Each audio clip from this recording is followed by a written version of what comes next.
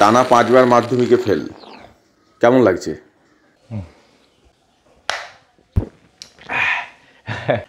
এখন একটু হালকা লাগছে। তার কারণ পরীক্ষার রেজাল্টের আগে পর্যন্ত খুব চাপে ছিলাম, যদি বাই চান্স পাস করে যায়। আপনার এই অভাবনীয় সাফল্যের পিছনে মূল কাণ্ডারি কে? ছায়া প্রকাশনী? না, তাহলে মায়া প্রকাশনী? আমার বাবা। আপনার বাবা? বাবা ফেল করতে বলেছেন? না না, আমার বাবা সবসময় বলেন যে জীবনে যে কাজই করবে না কেন গভীরভাবে অভিজ্ঞতা অর্জন করবে, এমন অভিজ্ঞতা অর্জন করবে যে লোকের চোখ ঠিকরে দেখে। বাহ, কিরকম? দেখুন দেখুন, আজ যখন আমি রাস্তায় বেরোই না, লোকে আঙুল দিয়ে দেখায়, ওই যে 5 বার মাধ্যমিক পরীক্ষা দেওয়া রঞ্জন ব্যাপারী। কতজন দাঁড় করিয়ে প্রশ্ন করে আর কতবার মাধ্যমিক আমি দেব। বছরের পর বছর একই পারফরমেন্স রেখে যাওয়া অত সোজা নয়। বিরাট কোহলিরও নিজের ফর্ম পরে আবার ওঠে, কিন্তু এখানে সে সুযোগ নেই। তাই না? একটু এদিক ওদিক হলেই পাস করে যেতে হবে, তাই খুব টেনশনে থাকি। এত টেনশনের কারণ?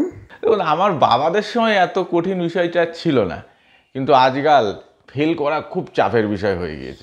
মাস্টাররা সব নাম্বার দেওয়ার ফিরিক খোঁজে। এতটুকু সুযোগ পেলেই হলো সেখানে নাম্বার বসিয়ে দেবে। বলেন কি? হ্যাঁ হ্যাঁ, গত বছর কি বিপদখানা হয়ে গেছিল জানেন? রেজাল্ট বেরোলে দেখি 3 সাবজেক্টে পাস। হ্যাঁ, খাতা রিভিউ করতে দিলাম যে এরকম বাজে রেজাল্ট কি করে হলো। কি দেখলাম জানেন? কি?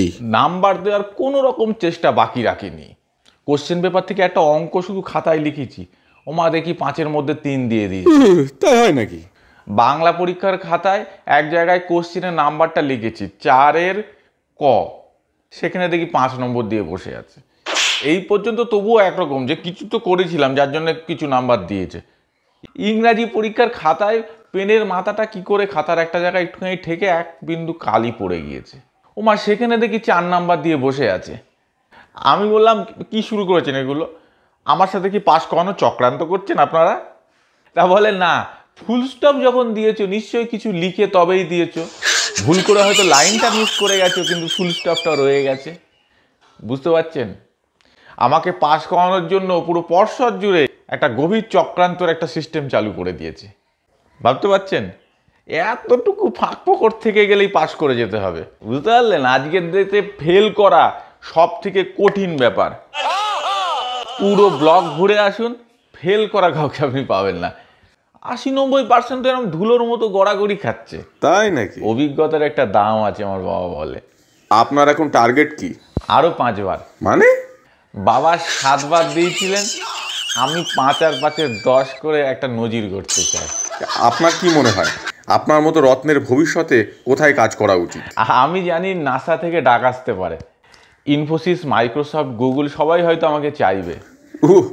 কিন্তু এত বছরের অভিজ্ঞতা অর্জনের পরে মধ্যশিক্ষা পর্ষদ কি আমাকে ছাড়বে? ভাবুন তো, টানা 10 বছরের মাধ্যমিকের অভিজ্ঞতা।